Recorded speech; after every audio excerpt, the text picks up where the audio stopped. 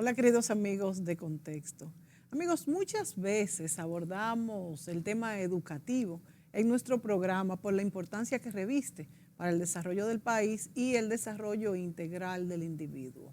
Hoy queremos referirnos a una parte que hasta podría verse como una partecita pequeña que influirá en el desarrollo del niño y luego del adulto. Nos referimos a un componente de la educación inicial tanto dentro del aula como en otros ambientes. Propicios, por supuesto, estos ambientes para lo que es la literatura infantil. A través de historias, de cuentos, que incluso pueden ser de tradición oral o en forma de canciones, adivinanzas, podemos favorecer el desarrollo de la creatividad, de las habilidades del lenguaje, así como del pensamiento crítico, que es muy importante del infante. La estimulación temprana es, como digo, básica para su desarrollo.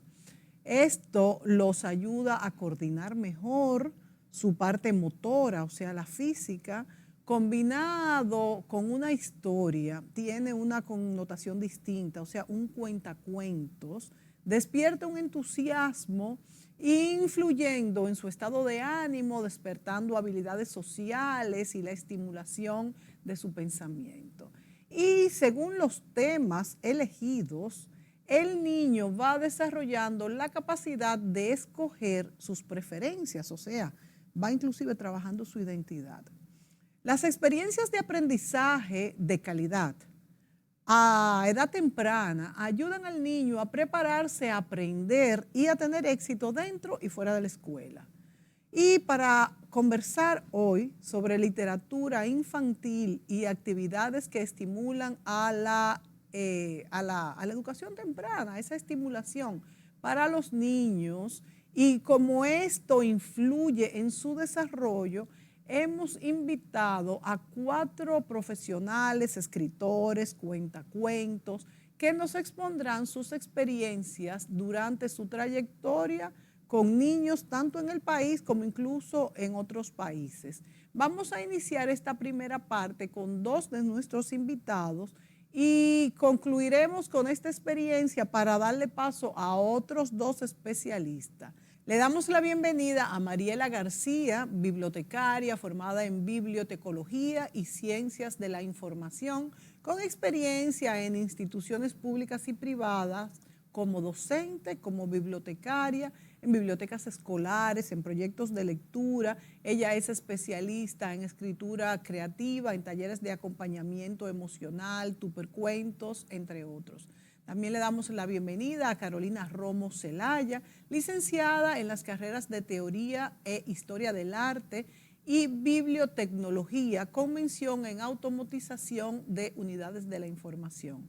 Ella se desempeña como bibliotecaria desde hace más de 15 años y es narradora de cuentos desde el 2013 y su repertorio está conformado por narraciones orales, tradicionales y de autor. Ella narra usando distintos implementos como la técnica del kami shibai, que me llama mucho la atención, animación de marionetas y uso de objetos complementarios. Vamos a darle la bienvenida a nuestros invitados. Como les dije, también se van a sumar otras 2 personas.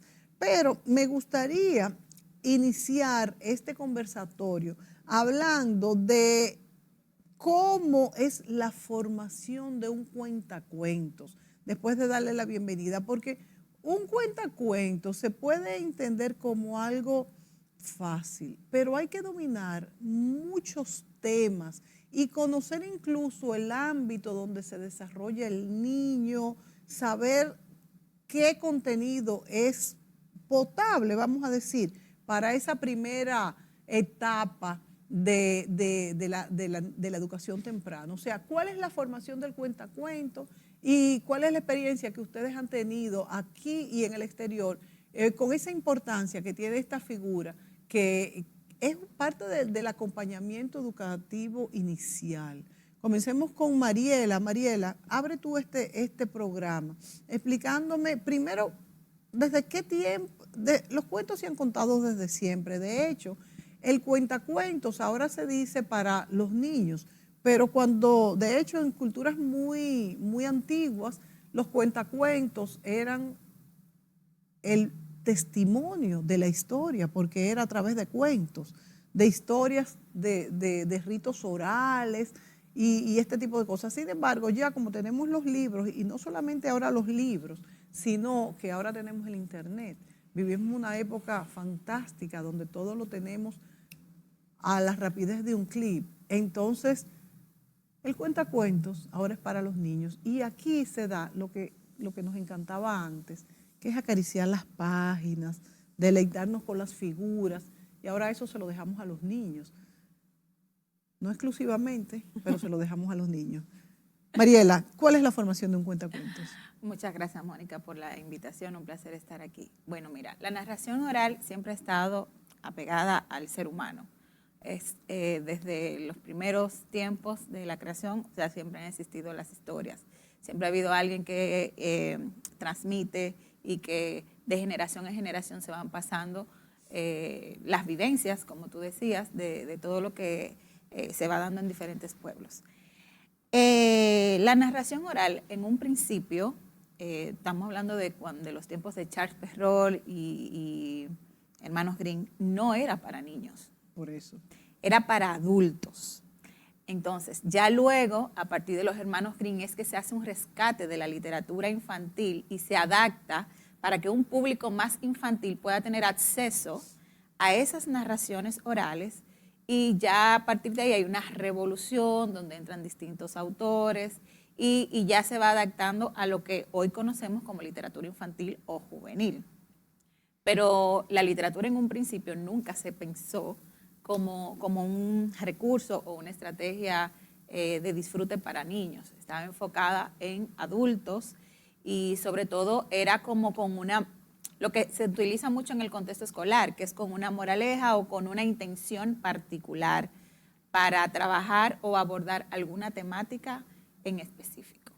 Fíjate que eso, pienso yo, que es de las maravillas de la época que vivimos. Como dice Mariela García, la literatura antigua, vamos a decir, no se pensaba para niños. De hecho, el niño era relegado a un muy segundo plano. Los niños no participaban de la interacción, de una conversación de adultos.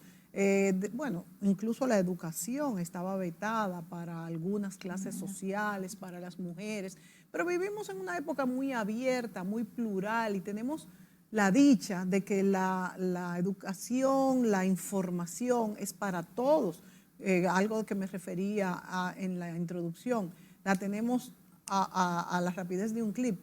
Entonces, yo por eso digo, cuando me dicen que vivimos una época mala, que vivimos incluso hasta a veces dicen que la peor época, yo digo, bueno, pero ¿qué peor? Entonces no han leído la historia, porque sí que ha habido momentos oscuros de la humanidad, que tenemos momentos oscuros, claro, toda la historia está llena de ellos, también de momentos muy bellos, muy buenos, muy creativos, momentos de inclusión, y yo creo que este es uno con sus luces y sombras. Entonces nos vamos a Carolina Romo. Carolina es chilena, Carolina está en el país invitada y además de que está de vacaciones, va a aprovechar la oportunidad para hacer algunos trabajos con niños, cuentacuentos. Carolina, háblame un poco de tu experiencia en Chile, tienes una formación muy amplia y esta forma de narrar cuentos de esta forma, de esta técnica japonesa y de títeres. Háblame un poquito de tu experiencia y qué te llamó la atención para dedicarte a esto. Gracias, Mónica, por la invitación. Mira, te puedo contar de mi experiencia como primero niña lectora, siempre lectora, muy conectada con los libros, y ya más grande, cuando por fin decido dedicarme a lo que me dedico, que es la bibliotecología, siempre he estado relacionada con la biblioteca escolar. Por lo tanto, mi expertise es en literatura infantil principalmente y juvenil. El tema de la narración oral vino porque yo vi en una oportunidad un reportaje acerca de una agrupación que contaba cuentos en hospitales. Y eso a mí me llamó muchísimo la atención y hablaban de los cuentacuentos. Yo nunca había escuchado hablar de ese término y yo dije, yo quiero aprender eso, ¿dónde será? Años después me encuentro el año 2013 con la Fundación Mustakis, que es una fundación que en Chile tiene proyectos principalmente de desarrollo tecnológico y creativo principalmente para niños, y tienen una escuela de cuentacuentos. Ellos entonces abren esta escuela, hacen una convocatoria, uno postula y va periódicamente, una vez a la semana, durante todo un semestre, y aprende estas técnicas de narración, de cuentacuentos. Y si bien estas técnicas son transversales, son para niños y para adultos, en mi caso, donde más las he puesto en práctica es con niños. Pero a partir de eso, que fue el 2013, uno sigue relacionándose con personas en el mundo de la narración oral. Y de esa manera vas aprendiendo también lo que los demás te comparten, y hasta además decir que a uno le interesa estar en todas las charlas, conversatorios, seminarios, todas las cosas que a uno le parecen interesantes. Y de hecho por eso nos conocimos con Mariela, porque Mariela sintió el llamado de Chile y fue para allá. Y este llamado también tiene que ver con la Fundación Mustakis. Entonces, a partir de ese año como que se abre una puerta y hay otras maneras también de aprender estas técnicas. Carolina, tú, igual que Mariela, eres también bibliotecaria.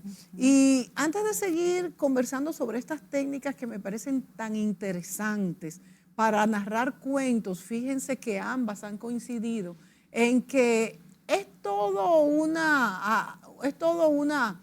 un gremio que ya se ha conseguido, que se comparten experiencias. Tiene mucho que ver con la bibliotecología. Ambas ustedes son bibliotecarias por muchos años.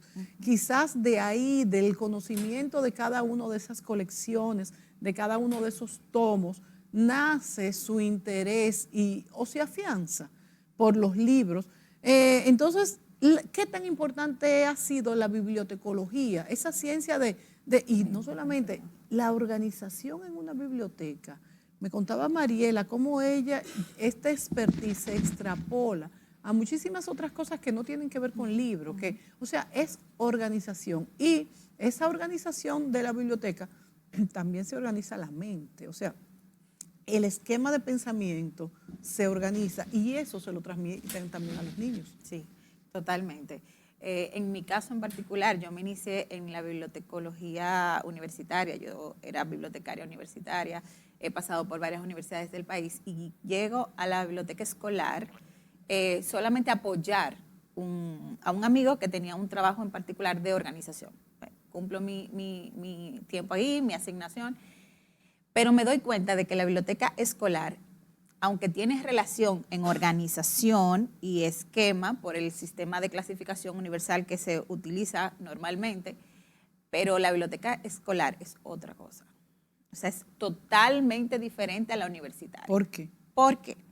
Porque en la biblioteca universitaria, usualmente un usuario, un maestro, un profesor, va directamente con el libro que necesita para apoyar su investigación, es efectivamente o muy claro el tema que va a abordar o que necesita investigar.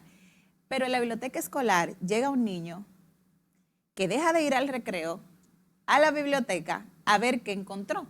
Y tú tienes que tener esa atinación para encontrar y darle y ofrecerle ese libro, ese recurso o ese espacio que ese niño necesita para su interés, para divertirse. ¿Van muchos niños en recreo? Totalmente, totalmente, Wow. totalmente.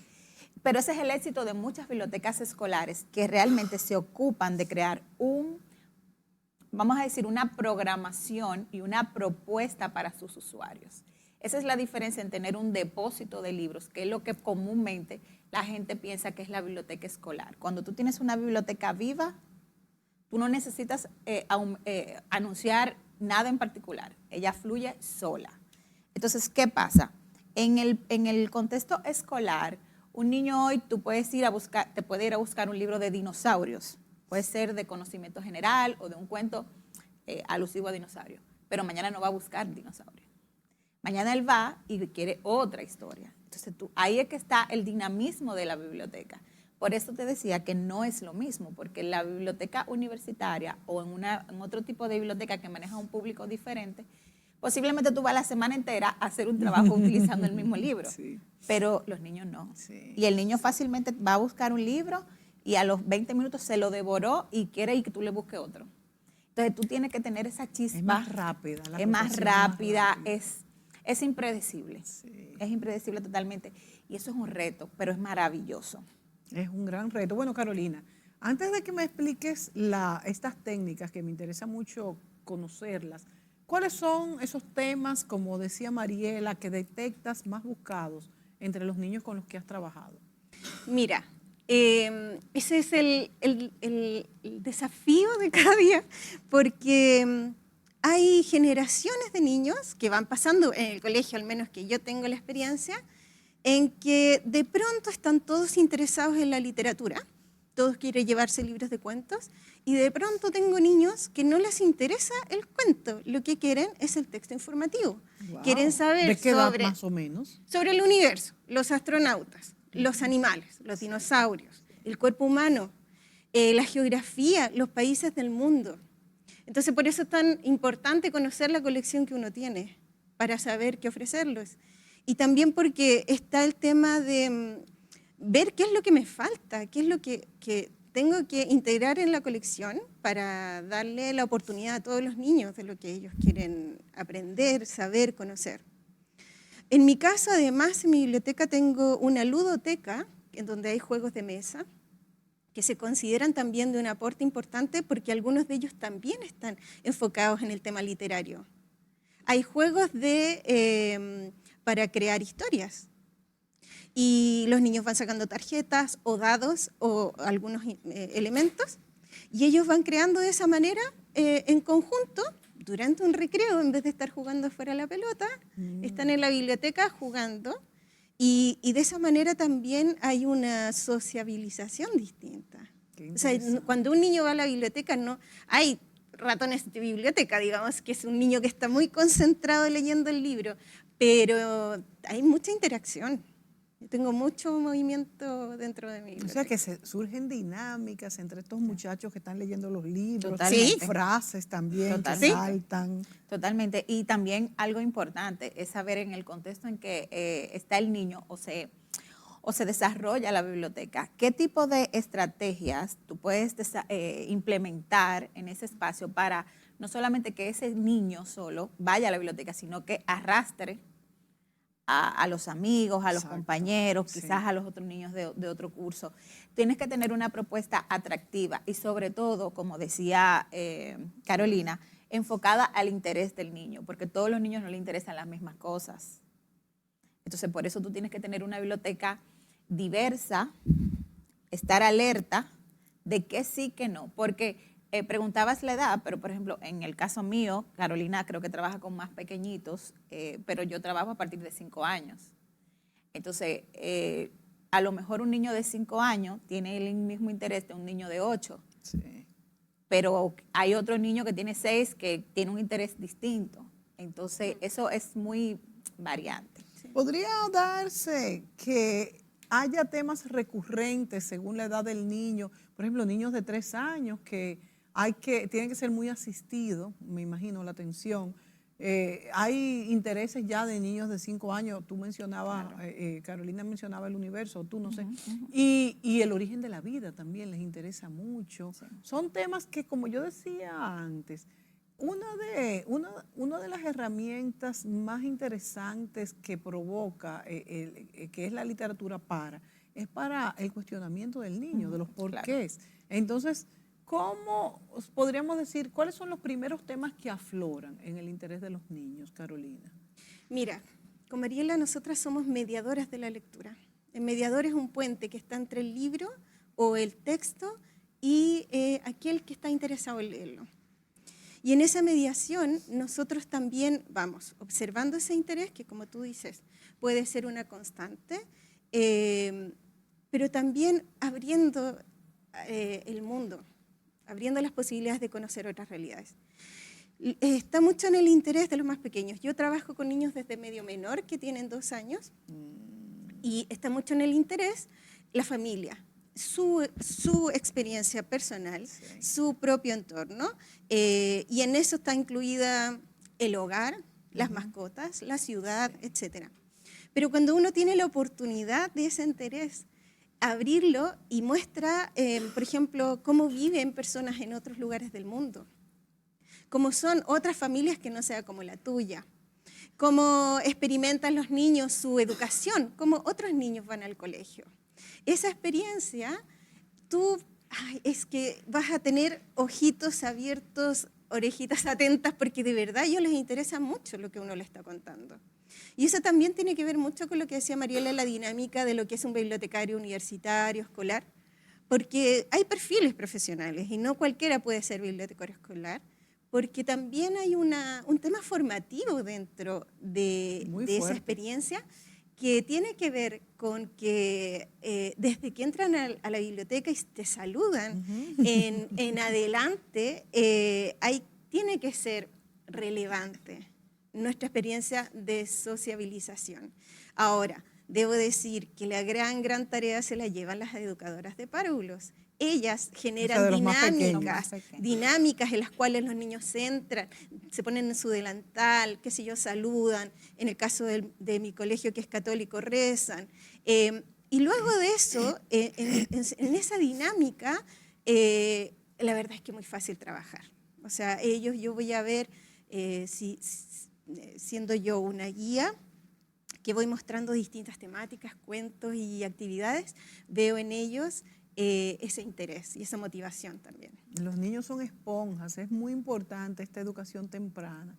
Y era lo que decía, que podría considerarse alguien que no entienda o se haya detenido a pensar el tema a fondo, que eso es algo superficial, que no tiene tanta importancia, que no va a influir en el desarrollo posterior del niño. Y acuérdense que lo que hacemos a esas edades puede permear más el niño que lo que hacemos a los 18 años, que todavía es muy permeable. Yo creo que hasta los 20, 21 años somos sumamente permeables. Ya luego, pues, ya estamos más formados y ya no somos tan absorbentes, por decirlo de alguna manera. Sí, algo importante es saber y estar conscientes de que, por ejemplo, los niños en la primera infancia, son las primeras edades, su base, independientemente del trabajo de las maestras, que es Excel, de verdad, o sea, como dice Carolina, a esas son como las que uno tiene que, gracias, pero la familia. Sí. O sea, en casa, esas primeras etapas, esa formación que mamá, papá, la abuelita, el hermano mayor, la nana, le puede ofrecer en cuanto a lo literario, con la manipulación, con abordar temáticas de acuerdo a la edad y al modelo de educación que esa familia tiene, a través de la literatura, utilizando la literatura como recurso, por ejemplo, para bañarse, para recoger los juguetes, para el cuidado de los animales, el afecto, el amor, todos esos momentos realmente son básicos, porque la literatura realmente no debe de esperar llegar a la escuela el niño. O sea, eso tiene que venir desde el vientre. De hecho, ese cuidado, las embarazadas tienen muchos cuidados, van regularmente al doctor, se cuidan, que la vitamina, que qué sé yo qué. Sin embargo, leer en el embarazo al bebé es una de las estrategias o uno de los cuidados más importantes, que si la gente supiera lo que eso de verdad causa luego de que el bebé nace, la gente leyera más en el embarazo. Pero esa lectura, porque siempre he escuchado lo de la música, y la música por el sonido, en los compases, que ponérselo en el vientre, pues puede el niño absorber, pero la lectura en voz alta, ¿tú crees que eso influye? ¿Está comprobado? Totalmente, y te voy a poner un ejemplo. Una persona que hace una lectura y va jugando con las voces, con los personajes, cuando hay ese momento de clímax en la historia, de que el niño lo va sintiendo a sí mismo. Cuando el niño ya, de repente tú como madre le hablas, el niño puede percibir lo que pasa, cuál es la situación, porque ya tiene la conexión con la voz y ese timbre que tú utilizaste a la hora de la narración. Y fíjate que tú has tocado un punto importante, que no solamente es el timbre, o sea, es la emoción que tú le puedes Exactamente. dar. O sea, tienes que hacerlo con mucha emoción. Exactamente. Eso es lo que puede captar. Exactamente. Sí, concuerdo totalmente con Mariela. Cuando nosotros como bibliotecarias escolares trabajamos con niños en su edad escolar, pero esta relevancia que tiene el contacto de padres y cuidadores con los bebés, con un libro, con una narración, con una nana que se les canta, ese ritmo, ese tono de la voz es de apego, es de total apego. Las experiencias de meterse a la cama con un niño y leerle un cuento es una experiencia de apego. Y eso trasciende, porque cuando uno le lee un cuento a un niño pequeño, no está diciendo, oh, mi hijo va a tener mejor vocabulario cuando sea grande y seguramente le va a gustar el libro. Uno no está pensando en eso, estás pensando en esa experiencia que tienes en ese momento en que el niño te está poniendo atención. Y cuando se cuestiona, por ejemplo, la lectura a un bebé, que se supone que no entiende lo que estás contando, ¿qué importancia le damos nosotros justamente a ese momento, a esa experiencia por el apego? El ritmo, o sea, es decir, a ver, ¿qué ritmo es el primero que escuchan los bebés en el vientre? El ritmo del corazón de la madre. Sí. Es el primer ritmo que siente. Entonces, cuando leemos poemas rimados, cuando leemos canciones incluso, hay mamás que dicen, no, es que yo canto tan mal. No, al bebé no le importa. Pero si no quieres cantar, léelo con rima, léelo con un sentido. O sea, eso de verdad trasciende, es una experiencia de amor, principalmente. Me preocupa algo sobre este punto y es que, así como digo que vivimos la mejor época, también digo que vivimos la época en la que menos tiempo tenemos para todo. Ajá. Las madres no tenemos tiempo de dedicar todo lo que quisiéramos a nuestros hijos. De hecho, mucho menos del que quisiéramos. Entonces, claro, para eso también pueden auxiliar estos talleres de cuentacuentos, pero nada suple el contacto de los padres y del núcleo familiar, como bien ustedes señalan. Entonces, ahí hay un pequeño vacío. Sí, mira, de hecho, una de las cosas que no ayuda mucho, no solamente a los padres, sino también al niño a tener esa afinidad con esos espacios, es la premura con la que vivimos. O sea, estamos constantemente, no puedo, no tengo tiempo. No es que no quieras, es que no puedes. Pero sí hay algunas opciones y estrategias que tú puedes ocupar dentro de tu misma dinámica en casa, por ejemplo, o de trayecto de casa al colegio, o cuando vamos donde la abuela, o vamos de viaje. Exacto. Que sí, eso sería el momento ideal para ti, Sí. en tu circunstancia, Sí. en el que tú te puedes apoyar para forjar esos o fomentar esos lazos que a lo mejor no tienes, no porque no quieres, o también trabajar con el niño esas dinámicas lectoras que se crean hábitos. Quizás ya tú entiendes que tu niño no está en edad para irme a la cama, para leerle un cuento, porque a lo mejor ya se siente grande o tiene otros intereses. Pero hay otras estrategias que tú y otros momentos que tú puedes crear dentro de tu posibilidad. Bueno, pues nos vamos a ir a la pausa, vamos a despedir a Mariela y a Carolina. Muchas gracias por haber compartido este segmento con nosotros.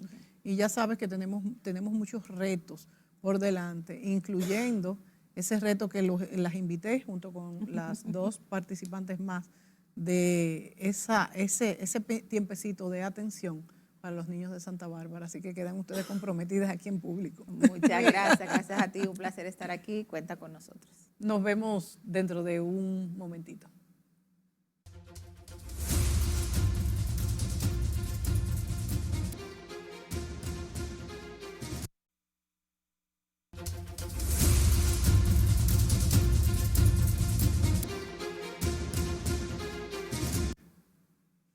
Continuamos, amigos, con este programa dedicado a la literatura infantil, a aquellas actividades que ayudan a la estimulación temprana de los bebés, de los niños, de edades, bueno, hasta la adolescencia. Hablábamos en la pausa de que los padres están preocupados porque la música, el inmediatismo de la computadora puede hacer que se pierda la literatura. pero las especialistas nos aseguran que no es así y que siempre existirá lo que es la literatura y mucho más la literatura infantil. En este momento nos acompañan dos educadoras, dos cuentacuentos, escritoras. Ellas son Jacquelina Romero. Jacquelina es escritora de literatura infantil y juvenil y Esther Amaro es especialista, también educadora y cuentacuentos.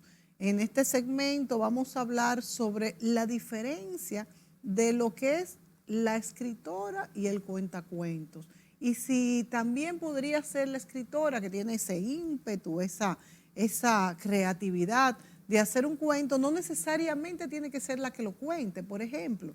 Y yo quisiera comenzar con Jacquelina, que de hecho estuvo en el Museo del Mar contándonos un cuento escrita por ella. Tenemos aquí muchos. Bueno, este es un libro que de hecho se originó en la República Dominicana. Por ejemplo, dice William Kidd, el pirata de la isla Catalina, por ejemplo. Y es del pirata de William Kidd, ese pirata que luego lo mataron porque eran de esos piratas que se pasaban de un lado a otro y tenían esa patente de corso que le daban los gobiernos, generalmente los ingleses y franceses, pero ellos se pasaban de bando. Entonces, bueno, toda una historia de William Kidd. Vamos a ver, Jacquelina, ¿cuál es la diferencia entre una escritora y una cuentacuentos? Y si pudieran hacer las dos cosas. Hola, ¿qué tal? Gracias por invitarme, Mónica. Bueno, pienso que la diferencia es que la cuentacuentos me parece que tiene más herramientas para contar la historia, porque se especializa en eso. Ellos es como que buscan su estilo, no es que lo leen textual ni buscan seguir las palabras del autor, sino que se adaptan a las circunstancias, si están, qué sé yo, en un parque, en un colegio, y bueno, ellos tienen otra forma de mirar el libro y de contarlo. Que bueno, me gusta más, que me gusta. Que te gusta más sí, que la propia autora. Sí. Eso es para que ustedes vean que todo tiene su especialidad. Por ejemplo, Esther Romero, que es cuentacuentos especializada. Esther, cuando tú lees un cuento, me imagino que hay algunos que te inspiran más que otros y lo haces, como bien dice Jacquelina, dependiendo del escenario que estén. Influye todo, si es un espacio abierto, si es cerrado, si hay aire acondicionado, si hace calor, la edad del niño. ¿En qué te fijas cuando vas a contar un cuento y cuando lees el cuento antes de integrarte a lo que es el grupo que se lo vas a leer? ¿Cómo te preparas? Bueno, muchísimas gracias, Mónica, por tu invitación. Yo realmente al momento de leer una historia o contarla, siempre me fijo pues en los niños, en las edades, al espacio en el que voy, si es un espacio abierto, si es un espacio cerrado, los intereses también de los niños. Más o menos siempre, por ejemplo, el tema que voy a tratar, mayormente yo siempre pregunto si es un evento privado, si es una actividad ya cultural o una feria en la que yo tengo quizás un poco más de decisión a elegir la historia. Siempre pues veo como esa línea del tema, a ver qué cuento es apropiado para compartir en voz alta. Y esos son como los puntos claves que yo tomo en cuenta. Y claro está, hay una preparación previa, hay un leer antes de varias veces, si voy a usar algunos elementos, si voy a usar títeres, si voy a leer solamente con el libro, si voy a usar el libro o no. Todo eso también se toma en cuenta. Cuando usas títeres, me imagino que son títeres alusivos a la historia, obviamente. Claro. Entonces lo tienes en la mano junto contigo. ¿Cómo es esa técnica? Bueno, mayormente yo o lo tengo en la mano también, a veces cuento con una compañera. Igual siempre trato de que cuando lo leo, ¿verdad?, lo enseño en el momento quizás que lo necesite, pero no lo uso todo el tiempo. Siempre va a depender como del cuento o del libro que uno elija. Debe ser muy movido. Bueno, aquí tenemos, señores, una cantidad de temas que nos ha traído Jacquelina. Todos estos libros, Jacquelina, son de tu autoría. Sí, son de mi autoría. La verdad es que son muchísimos. Sí. Podemos irlos pasando uno a uno. Por ejemplo, dice La increíble historia de Bastián Drácula. Sí. Que me contabas que este es de un niño que es al pequeño Drácula que le hacen bullying, ¿verdad? Sí, exactamente. Le hacen bullying porque bueno, no le sale un colmillo, entonces los amigos vampiros se burlan de él. Y bueno, es un libro muy interesante porque me contó una maestra otra vez que lo contó en un 6º grado. Es un libro para chicos de 5 o 6 años, pero lo contó en un 6º grado porque le pareció tan interesante y tan divertido como está el tema, que los acercó y fue rápido, muchas imágenes, entonces lo compartió en el aula en un ratito ahí antes del recreo. Bueno, aquí tenemos este de la Sí. lechuza. Este es muy lindo también. ¿Este de qué se Sí, trata? esta es de la canción de la lechuza. Sí, de La que lechuza, ajá, sí, hace sí. Acá en el bosque todos los animales van probando con distintos sonidos, con el gallo, con el caballo, acá está, con la oveja. Bueno, y con ninguno funciona, de que se queden dormidos hasta que por último prueban con la lechuza. Cómo incorporar también el tema de los juegos, de las canciones, en los libros. Creo que se puede hacer de todo, ¿no? Como el Tutti Frutti, que es el libro del stop, que ahí tenías. Como un juego puede convertirse en un libro, una canción también. Es como una amplia gama Yo en la veo, literatura. Jacquelina y Esther, que en estos libros las gráficas son fundamentales. ¿Quién ilustra estos libros? Cuando tú vas a escribir, Jacquelina, por ejemplo, Sí. ¿cómo manejan las ilustraciones? Bueno, a veces puedo sugerir yo a la editorial algún ilustrador, pero generalmente también es la editorial la que elige qué ilustrador va a ser el libro. La verdad que es un trabajo en conjunto, porque siempre digo, el trabajo en conjunto siempre sale mucho mejor que el trabajo individual, ¿no? Te lo Así presentan que, las ilustraciones, sí, sí, entonces sí. se van consultando. Se van consultando con el autor, porque yo, bueno, le sugiero qué me parece o cómo me lo imagino, y el ilustrador aporta lo suyo. Y también la decide el editorial formato. también, el formato. Entonces, tú tienes una editorial que sueles editar los libros con ellos. No, son No. todas varias editoriales. Sí. Acá estoy editando con Santillana, con Lo que leo, pero bueno, son varias editoriales. Sí, sí. ¿Tienes algunas experiencias mejores con una y otra editorial? No, la verdad que me tratan muy bien en todas las editoriales y estoy muy contenta. Y bueno, sacando muchas novedades acá en el país. Y bueno, ¿Qué tiempo tienes aquí? próximamente. Van a ser 9 años que vivo Ya aquí. mucho. Sí. Bueno, yo lo que he visto en los últimos años es que la literatura infantil ha progresado, por decirlo de alguna manera, mucho. O sea, cada vez hay más autoras y autores infantiles, que antes era un renglón pequeñito, y cada vez tienen mejor acogida. Y yo creo que se le está prestando más interés en este momento a esa educación temprana. No sé si será también por lo que decía en el segmento anterior, de que los padres tienen menos tiempo y esta es una forma de canalizar estas energías del niño y permearlos para su interés en la lectura, para el interés en el cuestionamiento. Por ejemplo, Esther, cuando haces cuentacuentos, ¿podrías decir que hay temas preferidos en los niños? Bueno, siempre yo digo, cuando mayormente hacemos los cuentacuentos, siempre se dirige como a ese público familiar. Mayormente a los niños les gustan mucho las historias como de misterio, o también cuentos o historias donde ellos participen mucho más. He notado eso en la mayoría de los cuentacuentos a los que también he asistido, que también he hecho y que también pues, he organizado. Mientras más uno involucre al niño, pues más ese interés como se ve. O sea, hay familias que optan por volver a otros cuentacuentos, a otras actividades, porque vieron que al niño le gustó, lo disfrutó. Entonces, más que quizás una temática en específico, que aunque también uno pues, puede ver a veces, es más como el hecho de que si mi niño lo disfruta, si mi hijo lo disfruta, si mi hija lo disfruta, pues entonces, si yo veo que participa, si veo que esa persona que hace el cuentacuentos, pues me involucra, entonces puedo decir que hizo un buen trabajo. ¿Cuándo has logrado mayor integración en los niños?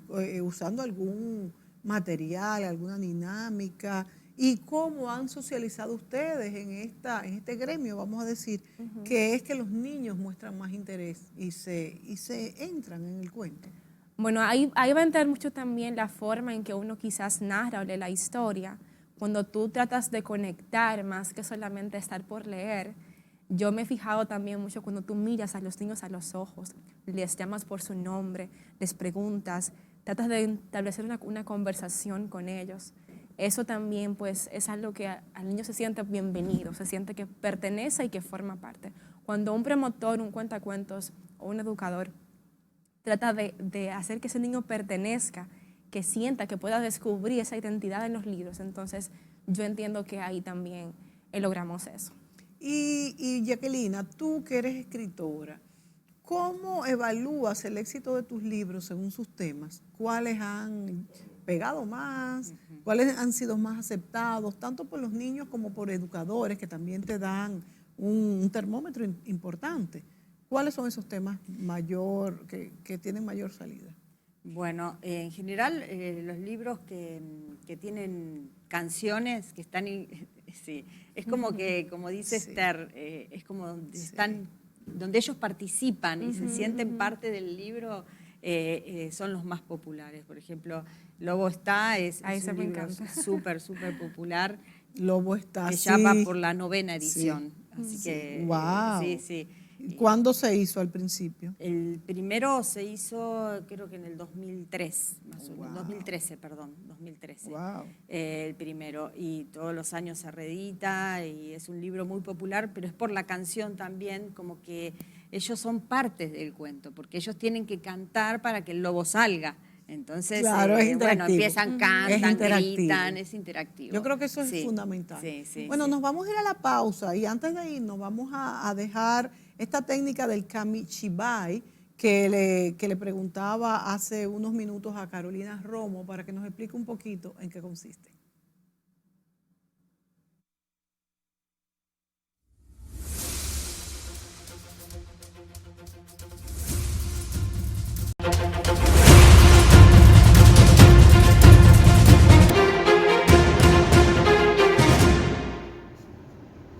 Hola, ¿quieres conocer una historia en el Teatro del Kamishibai? Esta historia que traje hoy está inspirada en un libro de Lido Leoni que se llama Su propio color. Y para abrir las puertas decimos las palabras Mukachi, Mukachi, hace mucho tiempo. Su propio color. Estos loros son verdes. Estos peces son rojos. Estas orugas celestes. Y estos ratoncitos son rosados. Todos los animales tienen su propio color. Todos, menos los camaleones. Los camaleones cambian de color según el lugar donde estén. Si están parados sobre limones amarillos, son amarillo limón. Pero cuando están parados sobre la tierra café, se tornan café tierra. Y si eligen estar en hojas verdes con flores rosadas, son verdes con flores rosadas. Un día un camaleón pensó, ¿y si me paro sobre una hoja verde? Seré verde para siempre. Y así lo hizo. Buscó la hoja más verde. Con lo que no contaba el camaleón era que llegó el otoño y esta hoja verde se tornó anaranjada. Y con el paso de los días la hoja también se tornó roja y el camaleón también se tornó rojo. Cuando llegó el invierno, la hoja se cayó. El camaleón permaneció negro la larga noche del invierno.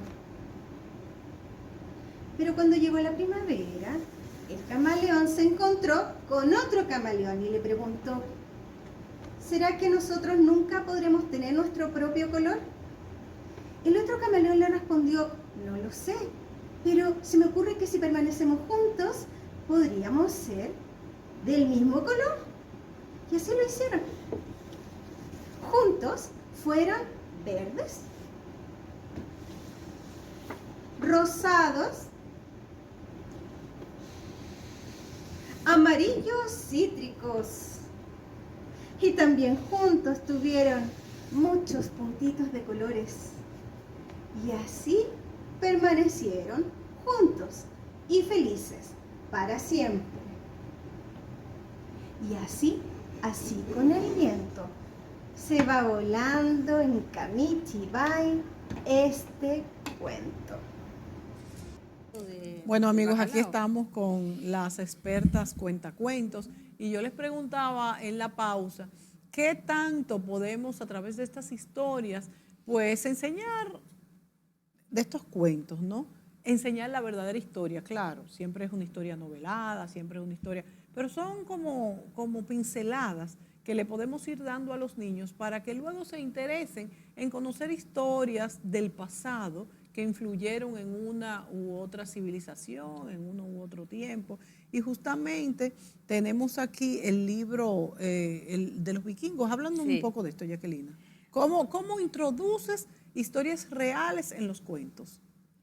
Bueno, Hoy fui vikingo, es un viaje en el tiempo prácticamente, y bueno, hay muchos datos históricos. Por ejemplo, uno que me resulta muy curioso es que el secado del bacalao, ¿no? Que actualmente se usa, es una técnica inventada por los vikingos. Y en la historia, a modo de cuento, se cuenta la historia de cómo se hace y de cómo surge. También, por ejemplo, menciono los derechos de los niños, también todo dentro de la historia, dentro del cuento. Y creo que es una forma de incluir parte de la historia también en Hoy fui viking, William Kidd, el pirata de la isla Catalina, cuenta el descubrimiento del barco hundido en las costas de la isla Catalina en el año 2007, del barco entero del capitán William Kidd. Y es una parte también de la historia de este país, donde también se incluyen muchas anécdotas reales y también un poco de ficción, ¿no? Claro, porque hay que darle ese sabor. sabor. Esa cuota de... Y eso, por ejemplo, de los piratas, de los barcos, ¿qué tanto atrae a los niños? Muchísimo. Y más si la historia es una historia que tiene un poco de realidad, que pueden buscar hasta en internet este buque hundido, y bueno, donde existe uno de los pocos museos submarinos, ahí cerca de la costa de la isla Catalina. Para visitar el barco hay un museo submarino que hay en el mundo, ¿no? Sí. Bueno, Esther, ¿y tú qué has podido ver cuando tú cuentas historias que tienen enganches con la realidad, para no decir que son reales por completa por lo novelada que se le hace al niño? Ellos te preguntan, ¿eso pasó de verdad? Después te comentan, busqué o mi mamá me dijo tal y tal cosa y ya ahora sé más sobre esto. ¿Cuál es la reacción del niño? Bueno, realmente sí yo veo que despierta el interés en ellos conocer un poquito más. Pongo el ejemplo de una historia es una historia que cuenta un autor dominicano que actualmente pues vive fuera, se llama Junot Díaz. El cuento se llama Lola y trata de una niña que vive, ¿verdad?, en Estados Unidos, y trata de recordar un poco cómo se fue tan pequeñita, de 2 años, fuera de su país, de recordar un poco la isla, cómo fue todo, y entonces ahí empieza como a encontrar pedazos de la historia. Y es un cuento realmente para niños a partir, yo diría, de los 8 años en adelante, pero yo se los conté a mis niños de 6 años y ellos empezaron como a generar curiosidad sobre todo lo que pues ahí relata, ¿verdad?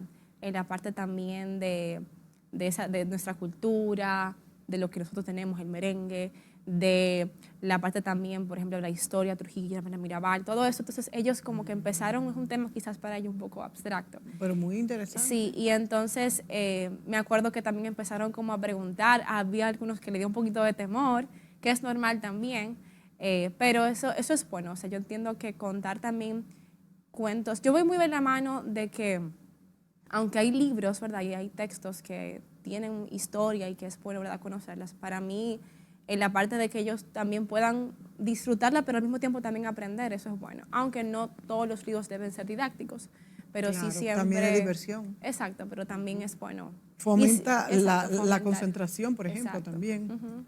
Esther, cuando cuentas un cuento, más o menos tú tienes un tiempo estipulado para no aburrir el niño, más o menos ¿qué tiempo duras? Bueno, eso siempre va a depender, yo digo, de la edad. Yo he contado cuentos a niños de 1 año, 2 años, 3, y eso siempre va a depender. Mayormente yo duro entre 15 minutos, ¿verdad? Con esas edades. Ya después podemos durar media hora, que en 30 minutos tú puedes contar por lo menos 2 historias, 2 libros. Todo va a depender cómo va la edad. Pero yo digo que el tiempo para mí ideal es 30 minutos. Porque en Y 30 lo minutos aguantan bien los niños. Lo aguantan súper bien. Y los de 3 añitos aguantan 15 minutos. Quizás un poquito menos, 15 a 20 minutos. Y claro, uno siempre todo va a depender, yo digo, de la edad. Y cómo tú los manejes, porque quizás Claro. de repente interrumpen mucho. Sí, a veces uno tiene que redirigir.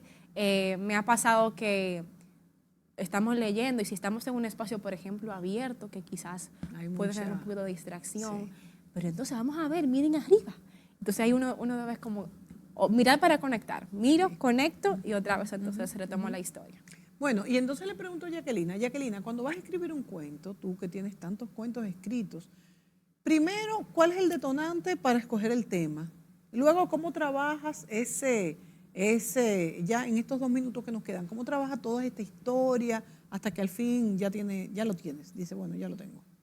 Bueno, yo soy muy curiosa, la verdad que me gusta mucho leer, me gusta mucho también mirar programas de interés cultural y siempre, bueno, algún descubrimiento o alguna chispa ahí sale para que uno pueda contar y escribir una historia, ¿no?